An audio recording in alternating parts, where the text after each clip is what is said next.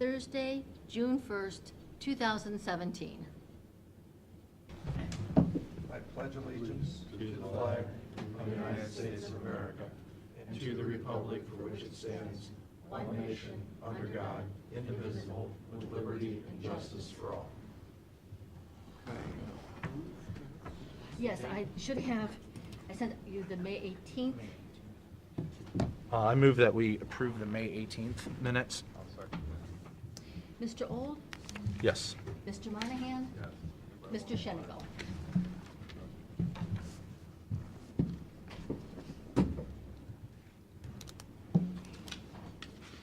It's in the stack, right? It is. I thought we were holding up on this. Saving people. Go ahead. We have a gap today in the agenda because academic cancer. So I think we're just going to, There's several in there. so one stands down with the resolutions and you've got 3 of them.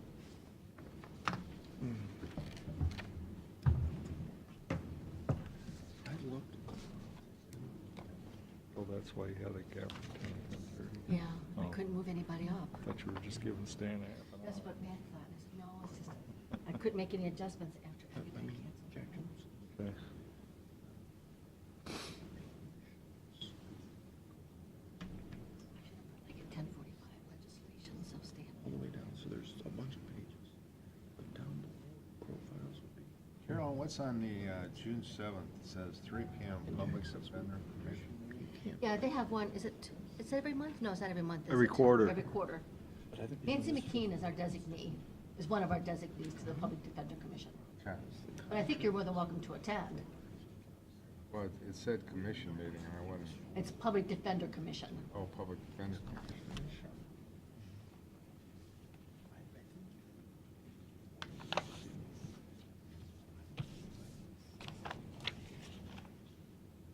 We pay you.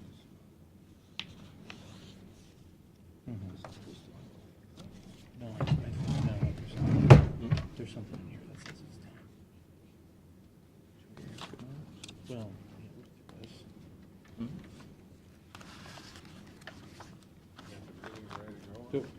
go ahead, Pete. Go ahead. Okay. You're probably gonna see this piece of correspondence in the stack of stuff up there today.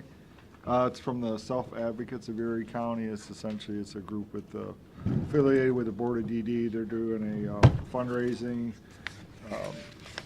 They want to sell raffle tickets, and if any Erie County employees buy one, they want to attach a Jeans Day ticket to that. So in other words, somebody can wear, essentially have a dress down day for buying a ticket. I don't see any problem with that. Do you guys? Yeah, I have no problem with it. Looks like we did it last year too, so I don't see any issue with it. I was talking to Carolyn about the calves and having a casual day about, for that. Is that an option? Yes, we've usually done it when it comes down kind of towards the end, I think. Yeah, so- Carolyn tells me we're coming down to the end, and it's This is it. this is it. She filled me in. I don't know if we- We'll put one in there. Yeah, I Okay. didn't know if we waited last year till they actually won. Oh, no, we gotta. I think serious? I think it was like when the When they- last game, Yeah, or when it came down to whether they could be eliminated or Yeah. not, something like Why wouldn't that. you do the first game? I know, yeah, before we get disappointed. Right. Oh, the first game's Matt's a big tonight. Cavs guy, Matt Wilson, so I'm surprised he didn't, Well, why don't we do all the games? What's the difference? I'll talk to Nancy about it. Right? But you don't need you don't need authorization from us, do you? Not really, Okay. I mean, no. I don't care if you want to do all the games. Makes no difference to me. If people want to. We can do that. Also, I got an email from, as you're well aware, Mr. Duffield Milky was in here last week and brought up the indoor sports complex they're looking at, and he asked for set up a meeting for next Friday. I sent you guys an email about, if any of you wanted to attend. I got a response back from Commissioner Monahan. Yeah, I don't think we need to go. I mean, I don't feel like I need to go to that. Yeah, I would agree. I mean, let's keep the politics out of it. You can handle it, right? Yeah, I can. We'll go by your judgment. Right. Report back to us and. Yeah, the way I look at it is just kind of a preliminary meeting anyway, just to kind of get the ball rolling. I don't know if we're really going to get into any Yeah. specifics, quite frankly, so. It's fine. Okay. Also been having some discussions back and forth with our financial advisor, and this came up a while back about, we got some bonds out there from 2007 that are callable. So in essence, we can possibly do a refinancing out there. Also had got notified from Farlands Regional Medical Center. They're looking at doing a bond issue as well. What could possibly happen is, if they did one and we did a small amount of bonds, and between the two we exceeded 10 million, there's a bank qualification issue out there. With these refundings, we would be over that, so that issue's kind of out of the way. So Farlands, as far as I'm concerned, can go ahead and do theirs, and we can do our refinancing. Those bonds are due October 1st. The earliest we could take them out is July 1st. We're kind of behind the eight ball doing that, so it's going to be somewhere between, July and October when we pull the trigger on this. But as of today, on just under $11 million worth of bonds, we could have a gross savings of $963,000 over a 13-year period, or on a present value basis, $821,000, with essentially a 7.3% savings rate, which is attractive. Usually our trigger rate is 2%, so this is a good deal. So unless I hear any objections, we're going to go move forward with looking into the refinancing. No, I think you should proceed, for sure. Okay.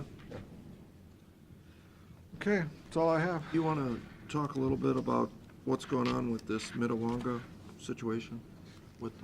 I see you got a resolution here for X, but you've got a letter here for Y. Right, we got the letter from Burgess and Nyepel saying, as far as they're concerned, we've canceled the contract. According to the contract terms, we have to make final payment to them. They're asking for final payment within 10 days. Right, but your amount here on this is less Is less. than this. It's basically, it's a technical processing issue. So you think you're going to pay all this? The other two also, the 20,000? Yeah, they'll and come through next week 29,000? on the then and now docket. So that'll take the total to how much? About 270,000, I do believe. Of a contract for, Just a hair under $500,000. yeah, I think and that's for, we looked that up, the $500,000, didn't that include oversight? I believe so, that's correct. So so what I think you need to figure out before you do anything to come to the settlement, I think what you need to figure out is the timesheets on, let's call it phase one, the work that's done. Mm-hmm. And, just in my mind, I think it's 4 miles left to go. You did 1 mile. So using that logic, there should only be, of the total $500,000 contract, Mm-hmm. that percentage. Now, if they can show us differently via their timesheets, Which I'm that's sure they fine. will. Well, that's fine, but I don't think you have that information right now. The drawings that we looked, I think you were there, Mm-hmm. are blank. There's no cut sheets. All they got is a Google Earth with a black line written on it that says force main. We've got no calculations of the size of the pumps. There's no information on those plans. Now, if they have information that they haven't provided to us, that's one thing. But if their 4-mile analogy is those 50 pages with a black line drawn on a Google Earth map, there's no profiles down below. Now, if those are done, and there's the technical information on the size of the pump stations and more information. Size of the pipe and all that stuff. Yeah, well, I mean, we saw one paper that said 10-inch pipe. It was just written there.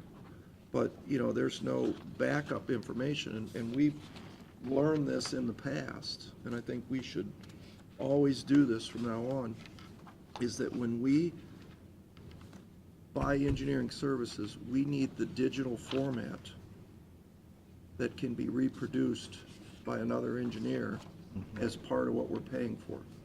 Because otherwise, you're locked into always going back to the same thing. The same thing on the modeling exercise that we're now looking at. We paid $1 jillion for a model of our water system that we don't have. So and now we can't get it because they won't give it to us. So luckily, another engineering firm has the modeling. No, it's pretty dated. It's pretty dated, but that's just luck. Let's not rely on luck. Let's do our due diligence, and if there's more information that's out there that we don't have, great. I mean, but before I just write a check, I mean, this is a lot of money. And I'm not saying they're not owed it. I'm saying I don't know that they're owed it. So I would get some more information from them. And you saw the drawings that we showed you, right? Yep. Did you see anything on there? Not really. It's. But then again, I'm not an engineer and I don't read blueprints either, but. But you don't have to read a blueprint because there's nothing there. It's blank. So you don't need to be an engineer. Yeah, I mean, I've seen profiles and that, yeah. Yeah, did you see any there? Okay. So maybe like we talked about what size the pumps were supposed to be. Stations, or 2 stations.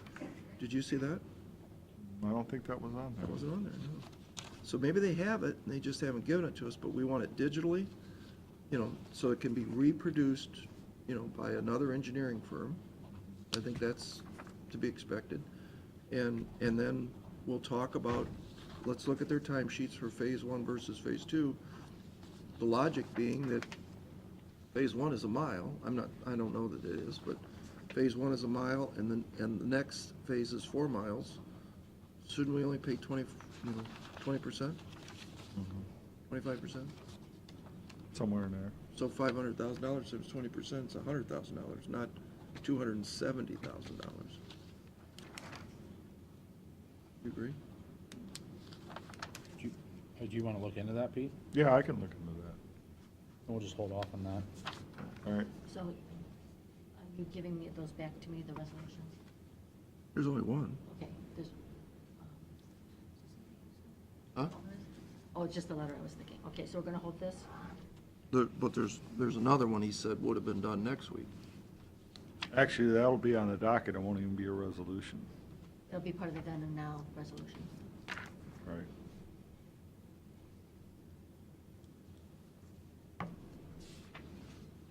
Okay. Okay.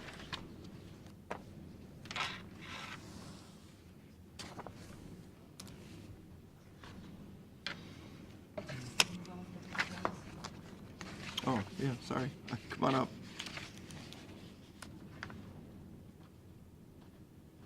Good morning. I'm Ruth Ann House, President CEO at WSOS. Good to see you all. It's our annual visit in commemoration of Community Action Month, which is May, so we're going to pretend that today really isn't June 1st, but we do have the resolution that you provided. Thank you. Agencies across the country, there are 1,000 of us, and we celebrate Community Action Month and visit all of our boards of county commissioners in May. Even though we're not your designated agency, we do run a lot of programs in your area, so we like to always make this visit and let you know what we've been doing. We have some participants and staff here, so if it's okay for them to introduce themselves, and we'd kind of like you to hear their story from them versus from us, because that's what it's all about. And we have a new partnership coming up. We have just, in early May, I guess it was, I think the first part of May, we submitted used to be the Community Housing Improvement Program, now they've changed the name. Community Housing and Impact and Preservation Program. The housing dollars, we will, hopefully, the application will get funded, and we will be administering that on behalf of Erie County. CT Consultants decided to exit that business, so we appreciate that new opportunity, and hopefully we'll bring some nice housing resources into the community. And what we typically do, we run about 14 of the CHIPs for local communities, and in those areas where we run the weatherization program, which we do in your county and have for about 10, 11 years now, it really makes a nice combo, an opportunity to bring more funds or more resources into a home. Sometimes homes have so many issues that we can't just service them with the weatherization funds. So we can bring the CHIP funds to bear on that home also and really make some valuable improvements for the homeowners. So we're looking forward to that, and we hope that that gets funded. And so Irene, you want to start? Hi, my name is Irene Miller, and I work for WSOS. I am a family advocate for the SSEF program, which stands for Supportive Services for Veterans and Families. What we do is we help veterans who are at risk of losing their housing, as well as veterans who have already lost their housing. We help them to gain new housing. I work closely with the shelter here in town, the VOA shelter, as well as with the Veteran Service Commission up and downstairs, Chuck Solik and stuff. I did bring two of my participants joined us today. I have Mike Finko and Grace Foreman. I'll let Mike go ahead and Go ahead, Mike. Thank you for hearing me. I'm Mike Panko. I'm a veteran. I suffer from mental illness, and I'm a recovering alcoholic as well. My mental illness actually had deteriorated, and last year my wife had thrown me out of the house last March or so, April, and I'd become homeless, and as well I was deteriorating to the point where I was becoming uncorrigible. And the week before I came into the homeless shelter, I spent in a psychiatric ward in Erie Community Hospital, Erie Memorial Hospital. I was placed by the SSV, by the way, into the Mallard home in Lorraine, but I'd become such a hard person to live with. I actually had a few altercations, an altercation with one of the residents as well as the director herself, and I just left. I called up the SSV to complain. Of course, I thought they were wrong, and I was right.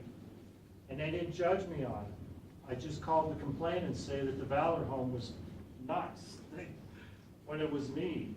But anyway, they took me in and actually placed me in a motel for 3 nights instead of me sleeping in my car, which is what I was doing. They couldn't find anybody. I developed a reputation, so they couldn't find anything in Akron. They couldn't find anything in Cleveland area. So by the grace of God, I ended up in Sandusky, which was the best thing at the VOA out here, and that was the best thing that ever happened to me.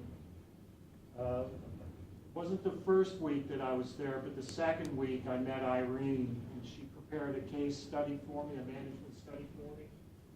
She explained to me what the services that she was going to provide for me as far as housing went. And you know, she stuck to it. She met with me periodically, very periodically, to make sure that the VOA was taking care of me, to make sure that my housing plan was on track. I got better mentally, and well, that's important, I suppose, but she also would bring out things to me, like I didn't have anything but a few clothes. I had nothing. She brought me out a winter coat, some socks, some toiletry items, things like that. She gave me encouragement. When I did finally find housing, she helped me out so much, I couldn't believe it. I didn't have anything to move into an apartment with when I found it. she actually came on her day off because I was moving in and bought me $1,400 worth of food and move-in stuff, which I'm almost in tears thinking about it because I would have moved into an empty apartment with no food. That's how the system works. So, you know, I can't tell you how much I appreciate her. And one of the things that she does when she's not talking to me or helping me out, I've seen her spend till late at night, you know, 10 or 11 o'clock at night, helping homeless veterans who are so crazy they can't even come into the shelter. I personally witnessed her get one guy into the shelter one day. I won't bore you with all the stories, but it boiled down to he wouldn't come into the shelter because he needed a sleeping bag. He wanted his sleeping bag, and the shelter was going to make him throw it out.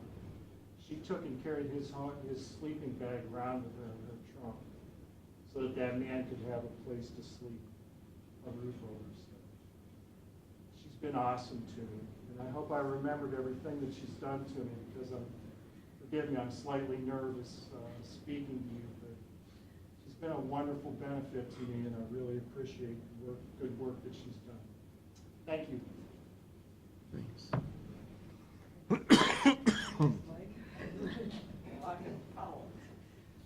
My name is Grace Foreman, and I'm also a veteran. My situation is a little different than Mike's. I had been in the shelter when Mike arrived for a little bit of time. Through the shelter, they had already started arranging for me. It took like 3 weeks for me to get my own personal room there as a veteran, even though like other veterans that came in like the next week got immediate rooms. But as a female, sometimes even as a veteran, you still get kind of pushed along. I'd say within the first week I was there, I met Irene. The same as with Mike, she prepared a plan and helped me out there. My situation got immediately worse in the shelter. My husband had my daughter, my 14-year-old daughter, down in Kentucky, and so she could finish school there.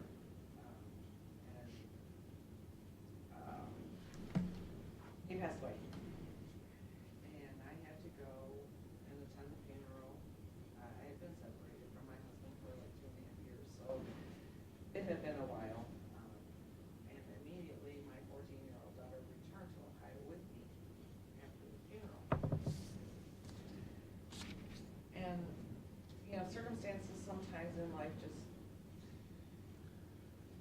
despite assurances that should that situation arise, should I have to bring my 14-year-old daughter into the shelter, that it would not have been a problem. It just so happened that at that very moment, there were no family accommodations available. And I had no place to take my 14-year-old daughter, who I had just brought from her father's funeral. Godsend. This woman is a godsend. She stepped right up. She contacted another shelter, a fairly new shelter, Crystal Towers, and got me. I mean, we worked till we didn't get in that place. I didn't even get into that place till almost midnight that night. And again, you know, I ended up staying there almost a month because I was in the process. I had to work with Erie Metro to have my funds, my voucher fixed from a 1-bedroom apartment to a 2-bedroom apartment. I still had to find an apartment, blah, blah, blah, blah, blah. So I did find an apartment and got everything all straightened out with Erie Metro and got into an apartment. And then the same as Mike, when I got into the apartment, I had nothing. I didn't have a bed for my daughter. I didn't have, you know, I had a few household items. And let's see, we went to Walmart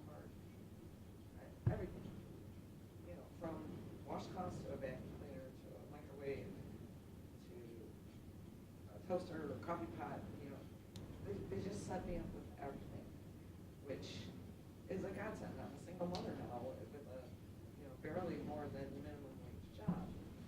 And it's really tough. Irene went a little above and beyond her call of duty with me. I was sleeping on an air mattress. Part of what they purchased was a bed for my daughter. She, without even, I didn't even know it, she applied me to a program in Lorain County, correct? She applied me to a program that they have in Lorain County for vets that I wasn't aware of. And just called me up out of the blue and said, they're delivering your bed. So when Irene asked me to come and speak to you, there was just never any question in my mind that I wanted to let the city know that this organization does very, very, very good things. Not only just for civilians, but for extremely for veterans.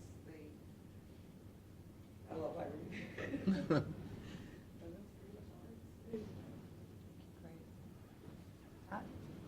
Well, congratulations to both of you. God, it sounds like you're doing great. And, yeah, thanks for Irene, for your hard work. Yeah. Good morning, Todd Robinson, WSOS Mobility Coordinator. I'm proud to announce that I'm a steering committee member here with both Nicole and Steve from your MPO.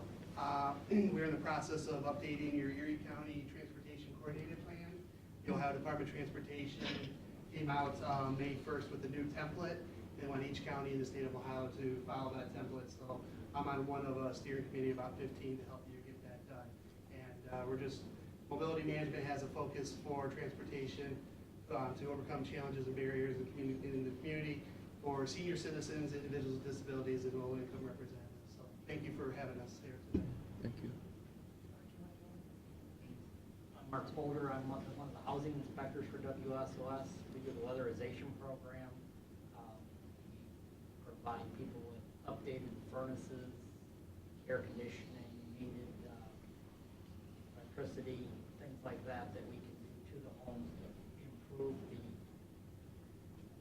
overall comfortness of their homes. I brought a client with me today, Deb Winfield. She has had weatherization services. She was heating with electric heaters, and we provided her with a pump system so she could heat her whole house with one system instead of electric heaters. So I'd like to introduce Deb Winfield to you. Thank you. These people saved me. I live alone. I lived in a house, ran a house, and it had no insulation in the walls. And I had 4 electric heaters that I would plug in. I had 2 in my living room, 1 in my kitchen, and 1 in my bathroom. There was no heat in either bedroom. There was nights over the last 3 years that my furnace, or my electric in my home from these heaters only gave me 59 degrees temperature. And I would sleep in my winter's snowsuit at night just to stay warm. And I live alone, like I said, so I had to do everything, shovel snow, do this, do that. Every time my electric went out from the heaters, mainly plugging them in, I had to go outside because I have an outside entrance to the basement, and then I'd have to shovel all that snow away. The door weighs about 200 pounds. I had to slide it aside. I had to go in this dark, dingy basement and find the electric box and find out which thing flipped or whatever. But yes, they came in, they examined my house, they went over everything. They found out I had no insulation in the walls whatsoever. I had only a 100 amp watt meter in or electric fuse box, and I needed a 200 amp because these heaters kept blowing my breakers.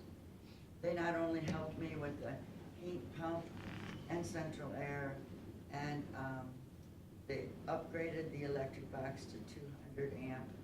They've just been wonderful to me. Without them, I would be still living the way I live. I'm 62 years old, and I'm very proud to say that I only live on $735 a month, and my rent is $400. But I manage, and it's okay. I deal with it. But these people help save me from getting sick, because I already am sick. But they're a wonderful, wonderful program. I wish that Erie County would start it up again with people like these guys that want to help others like me. It's been a struggle. So I just wanted to come and speak in behalf of them because they've got so much need. Thank you very much. I'm Alex Boroff. I'm executive assistant and I do PR as well. So I pretty much have the easiest job in the organization because I get to hear from a lot of good people. I'd like to point out there's no one like Irene, but we have a lot of people working for us who are like Irene, who do a lot of good things for a lot of people with different needs. I brought our 2015 annual report. 2016 will come out once our audit is finalized and approved by our board in June, so I'd like to leave a few copies with you. If you'd like a picture, I would like a picture. If you're willing to get a picture with our staff and participants, that would be wonderful. Great. Help share what we do. Yeah, absolutely. So again, thank you for this partnership. We appreciate the support as, you know, we come to your offices to talk about this opportunity or that opportunity and help us spread the word about the supportive services for veteran families, the weatherization program. You know, we always need applicants, always. So Cindy Brooks didn't come today, but we're also administering your Ohio EPA septic system replacement program. So that's another piece that we're doing here. So thank you, and Alex won't leave until we get a picture, so. Okay, let's do it.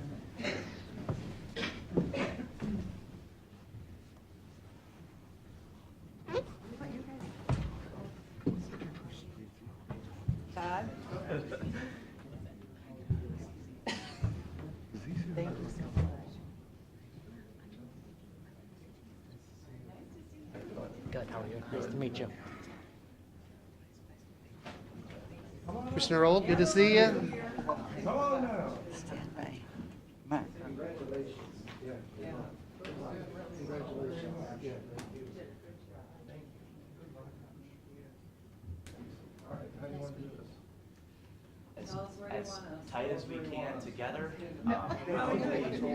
Right where the desk makes the U shape is if we could all get between there, that would be perfect. I have to back up.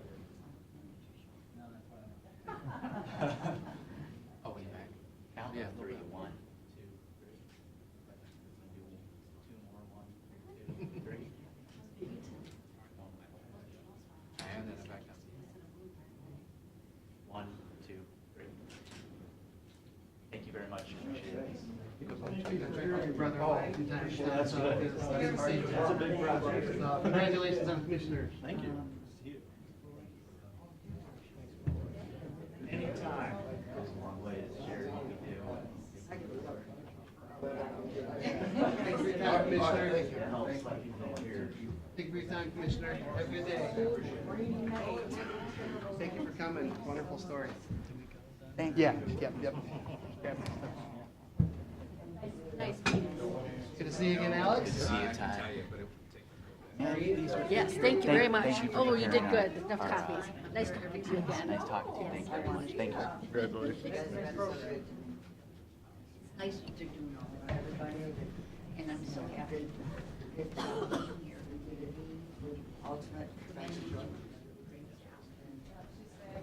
She's a miracle worker. But it means a lot to hear it. Yes, it does. Yes. Absolutely. Cool. Thank you. Good.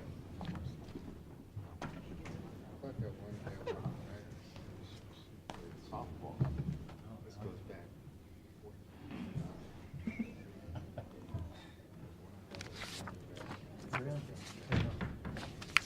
I managed it with softball.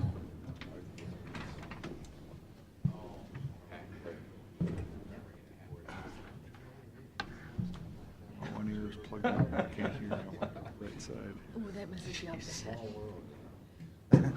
Talk to your left ear. Yeah. Okay. I'm a good side, so these guys are disappointing. Every couple of years it does this. You No, gotta just- be on the up and up. See, it's a big wax building.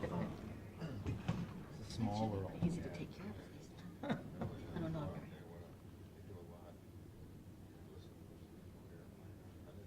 Use like those drops and they kind of clean up, but you don't do that. Well, we find out how much Adrian really did. Yeah. Move on. Yeah. I'm ready to get it out. We're packing. Behind you, I think. He's thinking. I thought you left, I was saying, but the meeting's not over. Stan came all the way over. Good morning, folks. How are we all? Good. Can we plug, is there a place to plug in? Sure. I'm sorry, I could have had you set up earlier. Oh, that's all right. I thought I could just plug it in. It's actually. Yes. Should plug in sideways there? Yeah. Get a chance to go through that custom And then, building. as soon as you're ready, I'll. I haven't been over already. Oh, okay. As soon as you're ready, then I'll put it on the screen for you. You got it figured out for us? No, I saw it loading. They keep moving the grand opening. Yeah, I saw that. Should be Then there looked like it. downloads. Oh, really? This one. This one. I just never went through it. That's it. Top one. How about that? You need both of those? I may come over. Nice. Okay. Are you ready for this to play? Yep. Oh, we may have to back it up. Yep, that's all right. It's a Wednesday. Can you project, Carolyn? I'm sorry? You gotta put it up there. Yep, I will. I was want to make sure you're ready. Ready? Ready? Carolyn? All right, you know. What's the meetings for the Erie Auto Airport on here? On green calendar? I will make sure. There's one on. Okay, thanks. I will get caught up on that. We're ready. I think so. This is just a clip.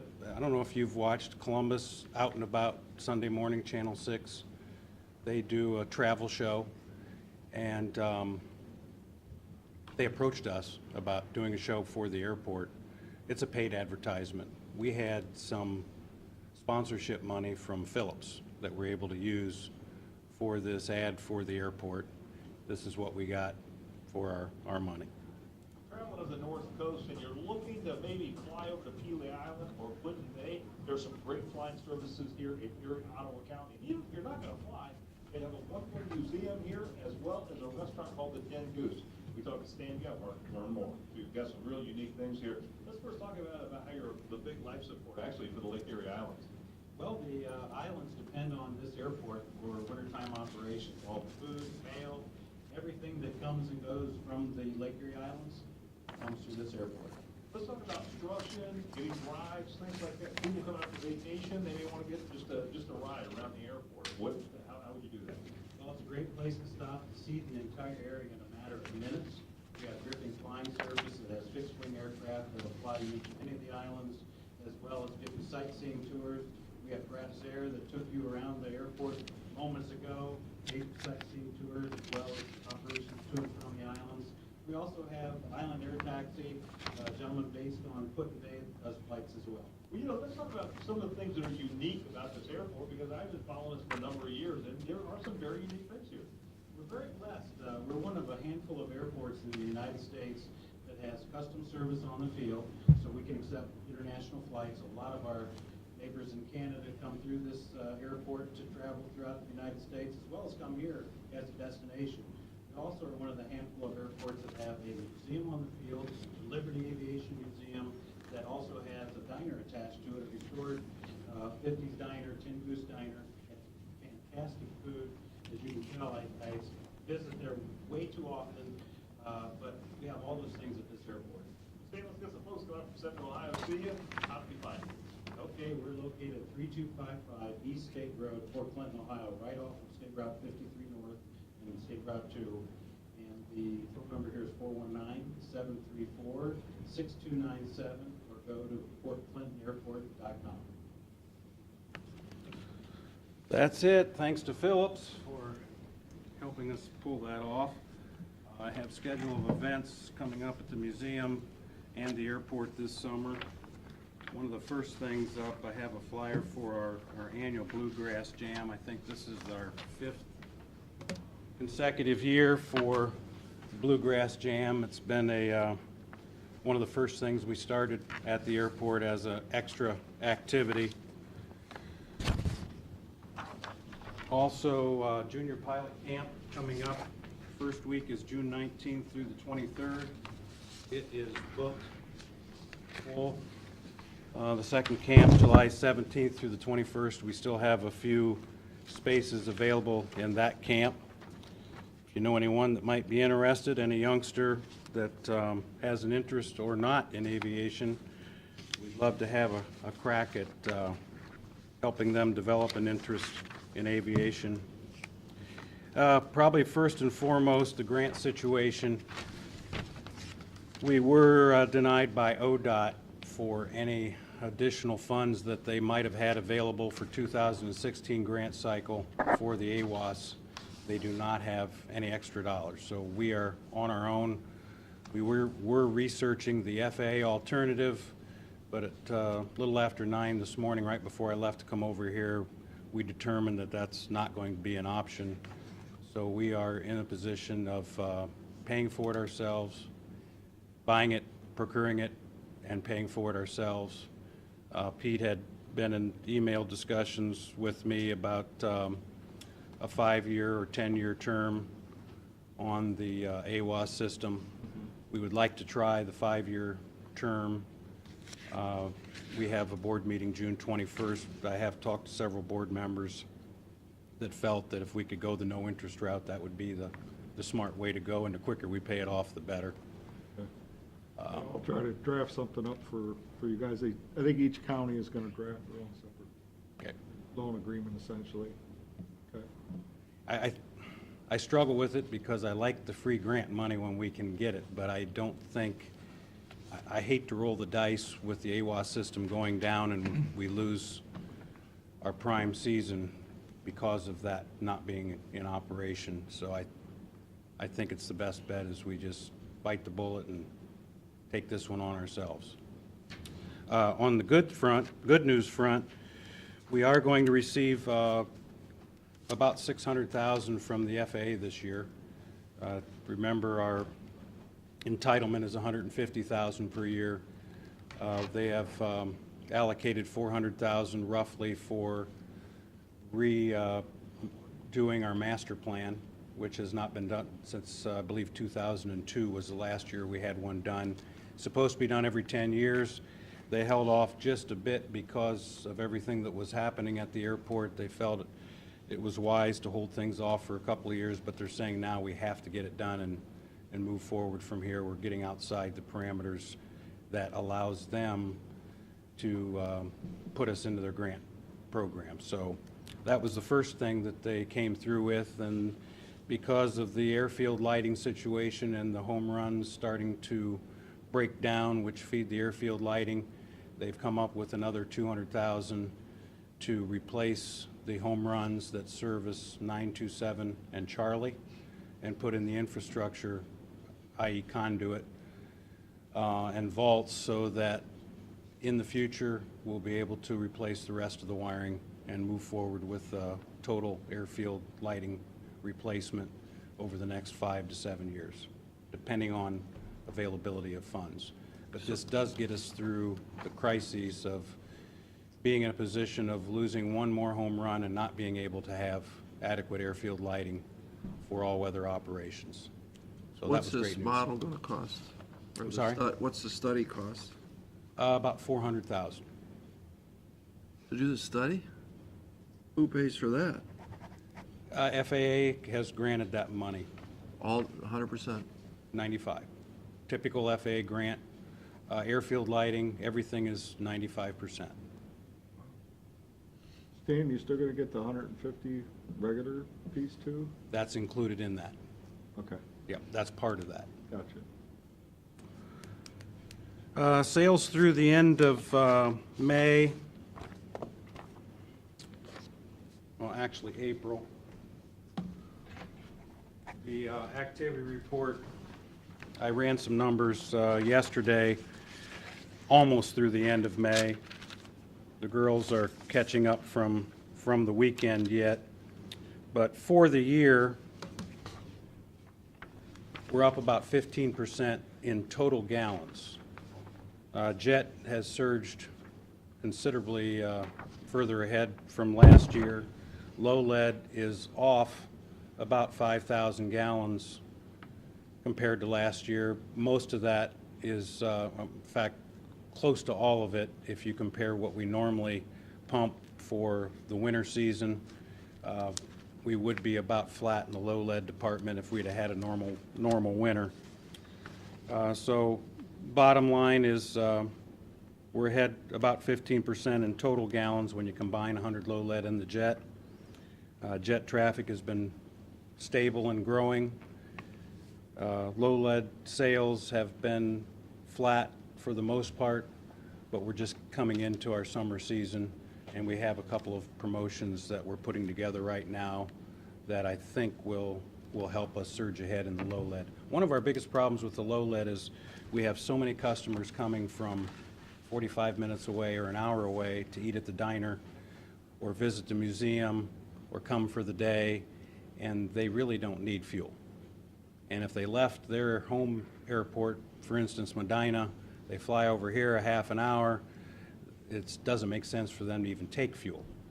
So we have to overcome that obstacle, and the only way we can come up with at this point is to incentivize them to fly to Erie Auto Airport somewhat empty, so that it makes it attractive for them to come here with less than their normal fuel, top off here versus top off at their home base. One of the obstacles in dealing with that is most pilots are fairly loyal to their home base airport. So we have to incentivize. And one of the things we're working on for late June and through July is if they eat at the diner, spend $20 in food at the diner, we're going to significantly discount a top off of low lead. It's incremental sales for us because we're not getting those folks now. They're not buying fuel from us now, so hopefully we can pick up some significant dollars in the whole home selling to those folks that are based other than at this airport, coming in to spend a day or visit the diner. Customs building is done. Final payment was made to Telemon. The customs folks are coming in on the 12th of June, I believe it is, or 13th of June, to do a walkthrough, make certain everything's up to their standards. We're confident. Our local customs folks have been through several times and have expressed pleasure in the way things have turned out, and are very happy with the building. And I shake my head and say, I'm glad you're happy with this building, and we're very glad you're happy with this building. Now, they've been a great group to work with. We're missing one piece of furniture, and we're complete. And I'm told Customs is missing a couple of pieces of electronics they're waiting on that they install, and it's a wrap. And I can't wait for June 21st. $795,000. Contract was for $800,000. We had a $10,000 extras fund in there, which we used $5,000 of, and final bill $795,000. Did do the cost per square foot, but I don't know if it's Alzheimer's or what. I can't even remember it now. Well, initially that was $1 million. It was going to be about $1.2 million when we started, yes. What did they cut out? Mostly size. We sized the building down. That was the biggest savings, and they eliminated a couple of rooms that they typically would have in a customs facility. Stan, they had a larger generator plan to begin with, backup generator. They had extra cameras, which I think, you got what? I think we counted 10 or 15 on the outside alone. I think there's 12 now, and originally there were 22 set up for the building.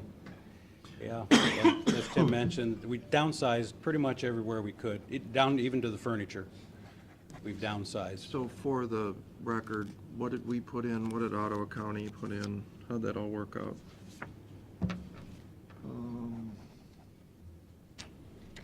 $138,500. Sounds right. Our side? And Ottawa County each. How much was that paid? $138,500. And the balance came from where? State Infrastructure Bank. Okay. And without it, you wouldn't be an international airport? Correct. So, Absolutely correct. story has a happy ending. Yeah, we're excited about getting the trailer gone and getting things back to normal with the building in operation. We're excited about June 21st and the grand opening. We've had a significant number of RSVPs. I think we're probably going to have 75 to 100 people show up for that, if everybody makes it that has committed to this point. We will have a light lunch, some sub sandwiches and chips and desserts, and in the back there might be a cooler. I don't know. Guys, some of the people are saying they're going to bring their own coolers to this and spend the day there, but It's 11 o'clock? yes. It's on the calendar. Briefly, back to the activity report, if you notice, this year versus last year in traffic, it's pretty much flat. We're getting the same number of people coming to the airport as normal. We did have a dry month in March and April, less than normal in terms of jet traffic. No explanation. Then all of a sudden last week, we were busier than we had been all winter for the week. Had 3 and 4 jets a day, and we had the ramp full like July several times. So it's hard to explain. Most of that travel up to this point, or last weekend, was business travel. Now the destination folks start to come to visit Cedar Point, Kalahari, the islands, and so forth. So looking forward to things picking up here and getting busier than ever for June, July, and August, and half of September. What do you think that winter cost us, a mild winter like we had? Because you don't have anybody going over the islands fishing, obviously. What do you think that, got any ballpark number?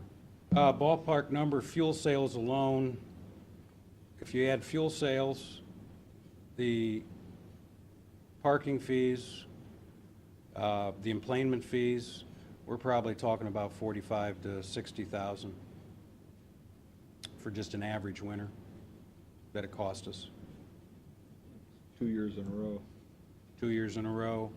You just had to rub it in, Pete. I know. So where's the, are you giving us a finance report? I've got through April finance that we'll pass out.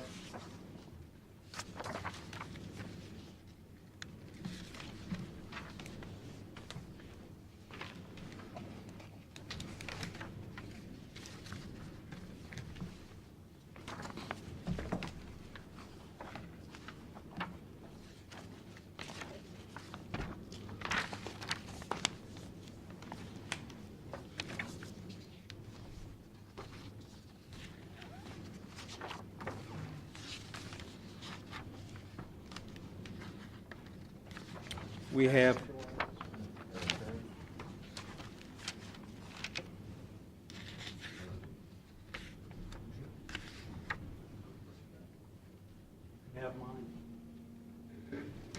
We have 2 new hangars under construction on the airport at this time. A duplex unit constructed by Dave Winters and Storage Condos Company. One of those is sold. One is being negotiated on. We have 2 other hangars that are in the discussion and design phase. I think one of those will start yet this summer. The other is a potential avionics shop at the airport. He's in his early research phase at this point. I don't know where it's going to head. He says he wants to be at Port Clinton as his first choice. We'll see how it all unfolds. But I'm hopeful an avionics shop, it would be a very nice addition to our airport and would definitely help us with traffic. With the impending FAA requirements for all general aviation airplanes to be able to be tracked at all times, there are an enormous number of the general aviation fleet out there that does not have the proper equipment, and over the next couple of years, they're going to have to add that equipment to be able to fly into any controlled airspace. So there will be a huge opportunity in the avionics market over the next 3 to 5 years.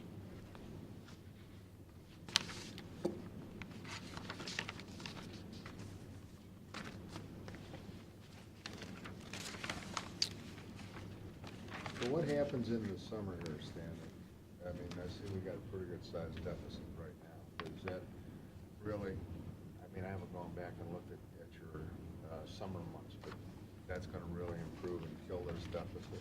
We do, really 60% of the gross revenues of the airport happen in June, July, and August. We're pretty much like a hotel, motel around here or a restaurant. The bulk of our business comes in 1/4 of the year. How are we doing with our 60 to 90 day? We received a check for $24,000 yesterday from the Griffings. Paratus Air, which has been delinquent as well, has had a great weekend, and they're waiting for credit card receipts to come in, and he's telling me he will have us paid off early next week, which I think his outstanding is about $10,000. So you don't have a deficit. We're, What am I missing here? the customs building shows up on the Exactly. P You're and L, showing- so You have a $2,900 loss, then you add in the $60,000 from the counties, which we give you. Yeah. Right? I think the way you're showing this is confusing, because now you're putting capital expenses, and people are reading down at the bottom that you show a $538,000 loss. What am I missing here? You shouldn't be doing this way, because people like that are getting confused that you have a $500,000 loss. Am I missing something here? It does make the number look larger, but I think we still, even without that, for the month of March, we were about 21,000 in the red. I'm looking at January, March, net ordinary income. 2,946, I think. 2,946,000. And that's before any county money or any project. That's before the county stuff. You gotta put the 60 in there somewhere, because it's income that you're getting. Right? I know you can't take the 60 and apply it to January, March, but you could put 30 of it in there, for example. You know, what I would do is I'd take that 60,000 and I'd divide it by 12. And if you're gonna show me a profit and loss statement from January to March, it's January, February, April, that's 4 months? January, February, March, 3 months. Then you should apply 60,000 divided by 12 times 3. You should put that in as your income. I'll talk to Appling about that, because it's been a confusing point. Well, that's since that, they then, took over. now it's not confusing. So instead of a $2,900 loss, you got a positive return of, 15,000 bucks. And you don't have to listen to people on your board go, well, you lost $538,000. If you read a financial statement, you're putting improvement expenses and ODOT project expenses, which to me are capital items, and you're showing that as part of your operating revenue. They shouldn't do that, should they? This is one of the things we got into with the auditors. That's the reason it got changed to this format. The state auditors said, you gotta have all this all has to be shown together. You cannot operate, because before we kept it separate. And they encouraged us to, or encourage isn't the right word, they more or less demanded that if you want clean audits, you gotta put this stuff all together. So what we do at DOES, and I did this back in 2009, they had hieroglyphics, which I call them, Pete had the what's that called, whatever kind of counting you guys do, where it was all jumbled together. It's budgetary basis. Yeah, and I don't understand it. What you can do is you can do a QuickBooks, have your accountant do just an Excel spreadsheet format, and you need to say how much money we spending in labor, how much we spending to buy the gas, how much, to pay for the fuel, and you gotta be careful, because if you fill up your 20,000 gallon tank of fuel, you have, Mick Coles was the one that said, you have to appropriate that as inventory. If you run a gas station, you don't go out and spend $100,000 worth of fuel and have it sitting in the ground and then not account for it. So you have to take the percentage that's in the ground and make it so that it's fair, because you don't want to write a check to the gas guy for $100,000, which now shows you as a loss, when really that's your biggest expense that you write checks for every month. You need to appropriate what's inventory in the ground, and then now you can give your board an accurate accounting of where the heck you are. But you don't, and you certainly can tell, the state wants to know what your capital expense is. Yeah, I get it, but that's another story. And a lot of people that aren't familiar with reading profit and loss statements get that confused, and it's not an accurate picture. I'll talk to Appling about, basically what we're looking at is two reports. One to keep the auditors happy, and one that tells the day-to-day picture of how's business. And I think we can do that with QuickBooks. See how they did that? That added that number down there. And now that makes it Stan, look if you like keep lost an money. accurate inventory of what you have in the ground. It's a I mean, scale. obviously, Can you you do do that like now, that? so you can Yeah. see if you're missing fuel or somebody's taking You got a fuel debt or- there for a building? Every month, we audit our fuel. We know where we're at. You know how many gallons you've sold and how many gallons should still be there. Correct. Yeah, my only gripe with what you guys do over there, and I don't know that much about it, I really don't, and I think you're doing a great job. But I think there's room for negotiation on what you're giving the folks on the ground leases on those buildings. I think you're too cheap, in my opinion. But, it's just something, I don't have the background to, it just seems to me as a developer, that's a pretty good deal. We've talked about that as board members, and I think, Stan, we walk a fine line, because we don't want to chase people away for a few more bucks. We want people coming to the airport and hanging there. We have discussed. Yeah. That issue has been discussed quite a bit. Yeah. Stan, what are we compared to, say, Sandusky County, lease-wise? Well, most of the other counties don't have a lot, we don't have a lot to compare to, because there are very few airports in the state or Midwest that have had anything comparable to the amount of growth we've had. But we looked at all the other airports, and we were right in the middle of the pack, so to speak. But I agree with Pat. We're different. We're a destination. You go to a destination, and typically you expect to pay more. Well, it's kind of like our baseball fields. There's baseball fields all over the place, and you can certainly play baseball tournament sports cheaper in North Ridgeville than you can in Erie County. But why would you want to go to North Ridgeville? You're the same sort of situation. They're flying in here because, you got all this great stuff to do. And, most pilots that I know, the weekend warriors or credit card pilots, those guys are looking for something to do with their family.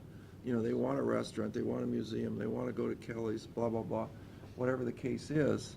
So I think it's just something to think about, but, you're doing a fabulous job. Your board's doing a fabulous job. As far as from my perspective, what a difference that you've brought us through to get to us this point.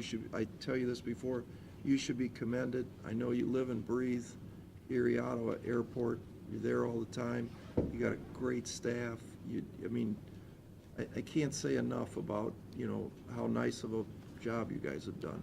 Thank Hard you. work. But on the other side, having both counties support the airport.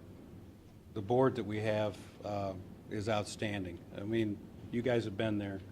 When we get together for a board meeting, we really do try to figure out solutions to problems. There's not bashing or Yeah. finger pointing. It's always about how can we make it better. Right. It's been a pleasure to work with all of you. I'm going to be 61 here in a few days, and I'm starting to think about winding my working career down a Yeah, I don't- notch. Yeah, I don't It's been a think pleasure. that's- Yeah, I don't think that's gonna happen. I think what we're gonna talk to you about is working a little harder. And I think there's room for improvement. And I think, you know, if you spend a little more time there, maybe go to 16-hour days, I think maybe next time you'd show us a little bit more profit and we'd be happy. I appreciate those thoughts, Pat. We had Something to think about. We had an issue with the lighting within the last month, and we met at the last board meeting, and Stan says, you know, the lighting people will be here today, and we'll give you an update. I think we got a text from Stan, it was like 8 or 9 o'clock at night. He says, well, they fixed it, and, you know, so here he is, it's 8 o'clock at night, and he's still on the job, so.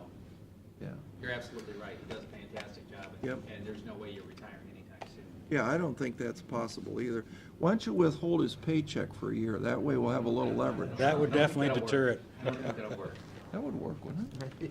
Yeah. Thank you, folks. All right. Appreciate it.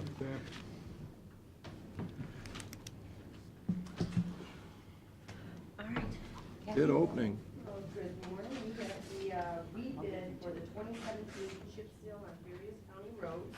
It's gonna take a while, right? How many you got to open? We got a lot. No. Bev, I hope you're not in a hurry. This has got about 20 bids to open here and, Well, we have one bid. oh, sorry. Erie Blacktop at Sandusky, Ohio.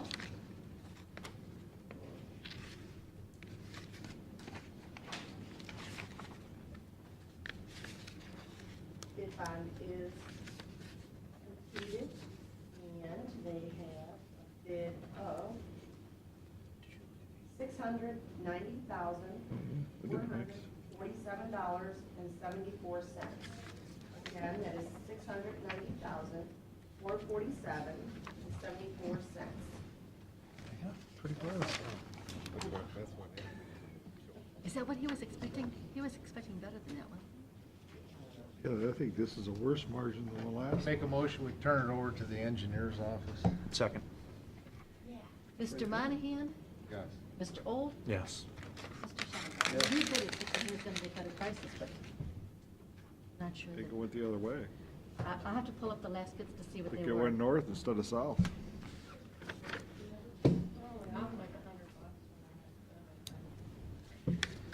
All right. Okay, we gotta read our resolutions. How many resolutions we have? Three? I only have a few. I got about 5, I think I should have. Authorize the county auditor to make supplemental appropriations. Second. Mr. Monahan? Yes. Mr. Old? Yes. Mr. Shenango? Authorizing payment of Lucas County Coroner. Second. Mr. Monahan? Yes. Mr. Old? Yes. Mr. Authorizing Shenango? county auditor to make interfund transfers. Second. Mr. Monahan? Yes. Mr. Old? Yes. Mr. Shenango? Yes. Declaring certain items surplus. Second. Mr. Monahan? Yeah. Mr. Old? Yes. Mr. Shenango? Yes. Authorizing the withdrawing of warrants and payments, amount due upon contract or order. Second. Mr. Monahan? Mr. Old? Yes. Mr. Shenango? Yes. And we're holding the one for being. Right. I have that for, need to go into executive session regarding compensation and labor negotiations. So moved. Mr. Old? Yes. Mr. Monahan? Mr. Shenango? Yes. Move we make, we accept the fact finder's recommendation. Second. Mr. Monahan? Yes. Mr. Old? Yes. Mr. Shenango? Yes. And then do I have a Move motion? to adjourn? Second. Mr. Shenango? Yes. Mr. Monahan? Yes. Mr. Old? Yes. This meeting is adjourned. Get out.